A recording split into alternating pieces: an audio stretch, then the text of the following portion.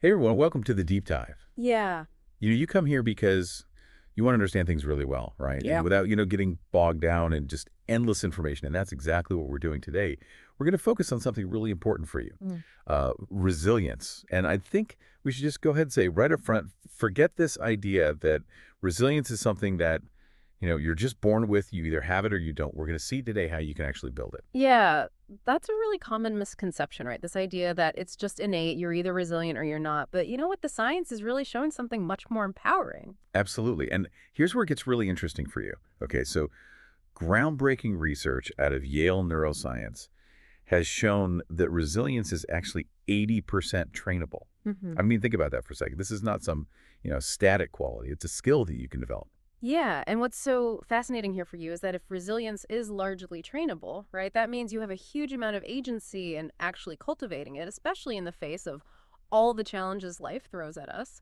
Yeah, that's exactly right. That's our mission in this deep dive today, okay? We're going to equip you with a really practical five-step framework that's based on this science that's coming out. Yeah. Okay, and the goal is to give you the tools to not just bounce back from adversity, but to actually use those experiences to your advantage. So let's go ahead and unpack this a little bit and see what this means for you. Sure, when you think about resilience, you might picture somebody who just seems completely unfazed by hardship, right? But the research is suggesting a much more dynamic reality for resilient people.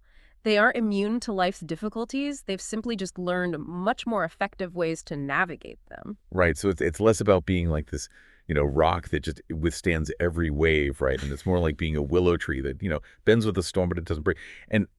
And the research that you shared actually highlights some key differences in the brains of resilient people. Yeah, that's right. The studies you provided, they point to three, particularly interesting areas.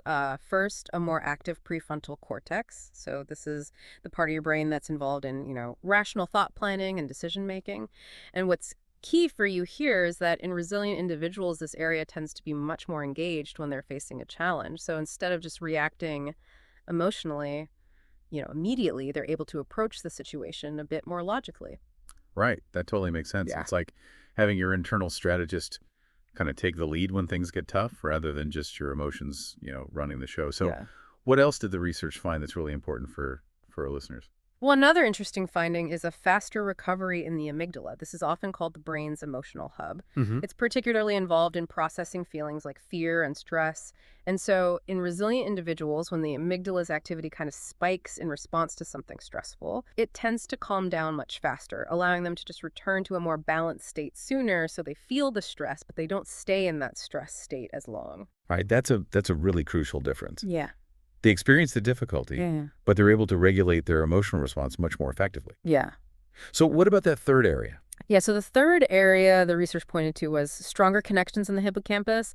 And this part of the brain is really essential for memory processing and learning. And these stronger connections might be contributing to a greater ability to learn from past experiences, even those difficult ones, and to then apply those lessons to future challenges so better able to take what you've learned from tough times and use it going forward. Okay, so the picture is becoming clear, right? Hmm. A brain that engages in rational thought more readily, recovers emotionally more quickly, and learns more effectively from experience. And, the most exciting part, like we talked about, is that these aren't just fixed traits. So how can people actually cultivate this? How can they start to develop these qualities? And that's where this five-step framework comes in, right? Exactly. And our first pillar, which is something you can start applying right away, is what we call the cognitive reframe. And research from the University of Pennsylvania actually showed that, resilient individuals, they don't necessarily experience less adversity, but they interpret it in a totally different light. And this shift in perspective is really foundational. So it's not about, pretending everything is okay when it's not right. Yeah. It's about how you choose to understand a situation and what you focus on. Yeah, exactly. And the research really highlighted a powerful tool, a three-question reframe.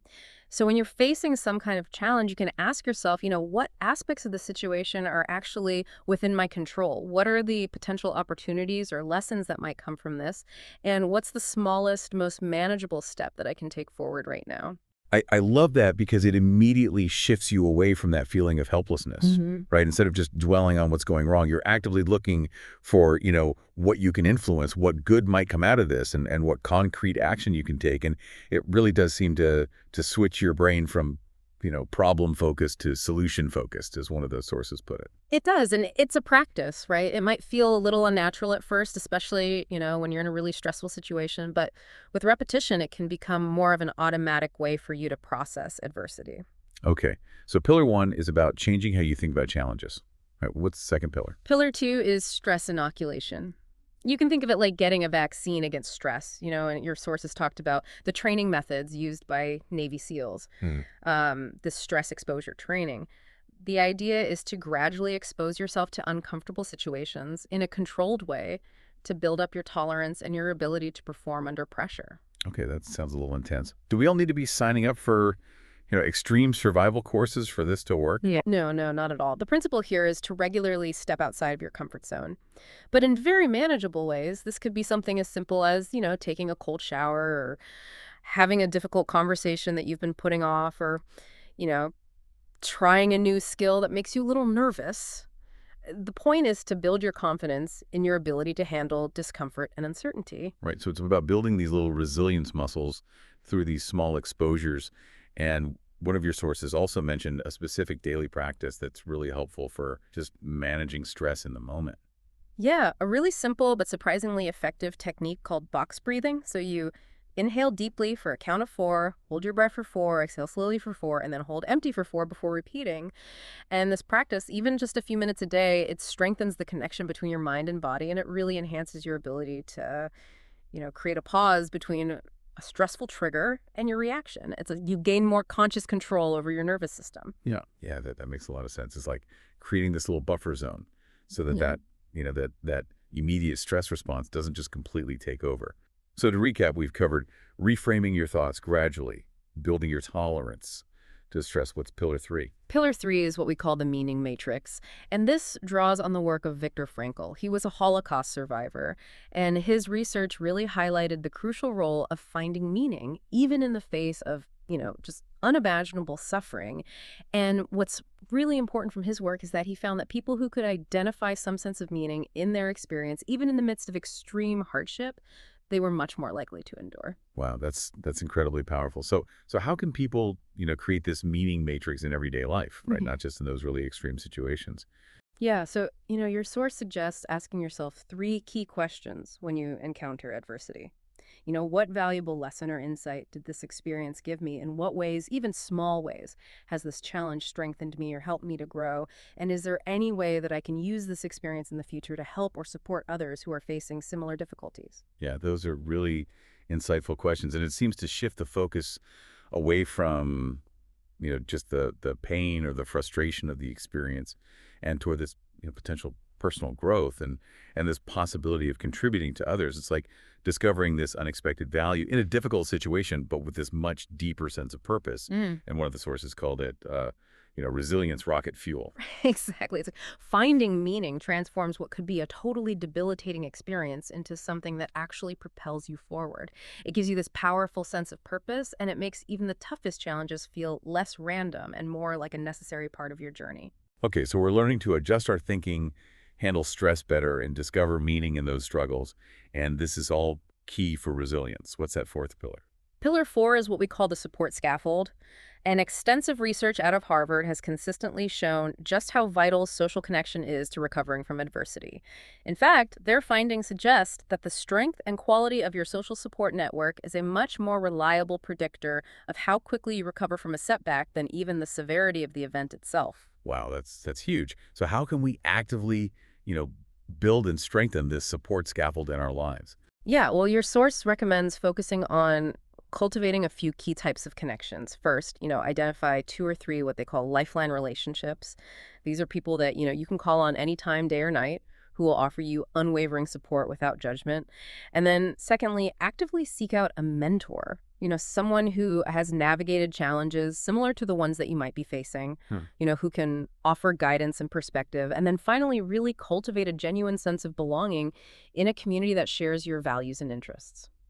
So it's not just about, having a ton of casual acquaintances, right? It's about really intentionally nurturing those deeper connections Yeah. and finding people who really understand what you're going through. And your source was very clear on this point. Isolation really weakens resilience while strong connection builds it. Absolutely. As human beings, we're wired for connection, and having this strong support network is a critical buffer against stress. Hmm. And it's just a vital source of strength, encouragement, and practical help when you need it most. All right, so we've reached the final pillar for building resilience, pillar 5. Mhm. What is it?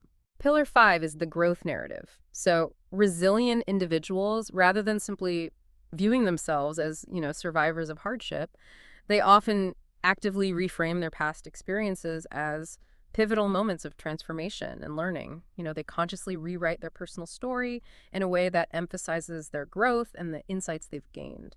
So it's about the specific language you use when you talk about these challenges, both to yourself and when you're sharing with other people. Yeah, exactly. And your source gives some really great examples. Instead of thinking or saying, I lost my job, you could reframe it as, I gained valuable skills and experience, and now those are being directed towards new opportunities. Instead of that heartbreak completely devastated me, you could say, that experience, while it was painful, has really clarified what I need in a relationship, and it's making space for something more aligned and fulfilling in the future. And instead of thinking, I'll never recover from this failure, you could shift to, this setback has given me a much clearer understanding of what doesn't work, and that knowledge is going to be invaluable moving forward. I can really see how that even that subtle shift in language can be so powerful. It's not about denying the pain or the difficulty of the situation at all, but it's about choosing to focus on what you've learned, how you've grown, and the direction that you're moving in. And your source even mentioned that this kind of conscious use of language Yeah. can reshape those neural pathways in your brain, which is a fascinating connection. Yeah, it is. By consciously choosing to cultivate this narrative of growth and learning and, forward movement, you Right. actually reinforce those positive neural connections, strengthening your sense of agency and control and hope for the future. So just to recap, these 5 pillars of resilience that we've explored are the cognitive reframe stress inoculation, the meaning matrix, the support scaffold, and the growth narrative. Mhm. And this is a pretty comprehensive set of tools, right? It is. And remember, these 5 pillars are all really interconnected. Strengthening your ability in one area will likely have a positive ripple effect, enhancing your resilience in the others as well. Now, your source also gives some really nice real-world examples of how you can start to apply this framework, right? So, for example, if you're facing a job loss, you could use the cognitive reframe to think, okay, my skills and experience are valuable, and they're being directed towards a better opportunity after a heartbreak. Yeah. You might work to find meaning by saying, this experience is making space in my life for a more authentic and fulfilling connection. And when you encounter failure, you can adopt that growth narrative by saying, I've gained valuable insight into what doesn't work, and that knowledge is going to be really helpful. And these examples really highlight that, building resilience isn't about some kind of, fake positivity or anything like that. It's about adopting a strategic and conscious way of thinking, Yeah. actively choosing a perspective that really empowers you and helps you to navigate challenges more effectively. Okay, so we've explored, the science and this practical framework, but what are some concrete steps people can take to start putting this knowledge into practice? Right. And that's the key part. Understanding the concepts is great, but the real change comes from consistent application. And your source had this really nice suggestion. They talked about a 21-day resilience challenge. And this is based on that concept of the neuroplasticity sweet spot, which is that it takes about, you know, 21 days for your brain to start forming new habits. Exactly. So for the next 21 days, we really encourage you to actively engage with these principles in a structured way. Okay, so what exactly does this challenge entail? Let's break it down. Sure. So each morning, take a few moments to think about one specific challenge that you're facing, and then apply the cognitive reframe. Ask yourself those 3 questions. What aspects of this can I control? What opportunities might come from this? And what's the smallest step I can take today? So you're really starting your day, proactively with that solution-oriented mindset. What about in the evening? In the evening, take a few minutes to reflect and maybe journal focus on identifying one meaning moment that you experienced throughout the day, especially if you faced any adversity. Think about what you learned from it, how it might have helped you to grow, or even how you might use that experience to help others in the future. That's a great way to end your day, seeking out those little nuggets of growth and meaning. And there's also a weekly component to this challenge, right? Yeah, so each week, make a conscious effort to strengthen one of those key connections in your support network. Schedule a call with a friend, reach out to a mentor, or participate in an activity within your community. The key is to intentionally nurture your support scaffold. Okay, so these are very tangible steps that, anyone can incorporate into their routine. Yeah. It's not about these massive changes. It's about these small, consistent efforts that will build up over time. Exactly. And remember, building resilience is a journey. It's not a destination. These daily and weekly practices are designed to help you cultivate those key brain differences and internal strengths that resilient people have. So as you go about your day to day and in the days to come, think about how this new understanding of resilience might shift your perspective on the challenges you're facing. And remember, it's not about pretending that difficulties don't exist. It's about equipping yourself with these really powerful mental and emotional tools that will help you navigate those difficulties and come out the other side stronger and wiser.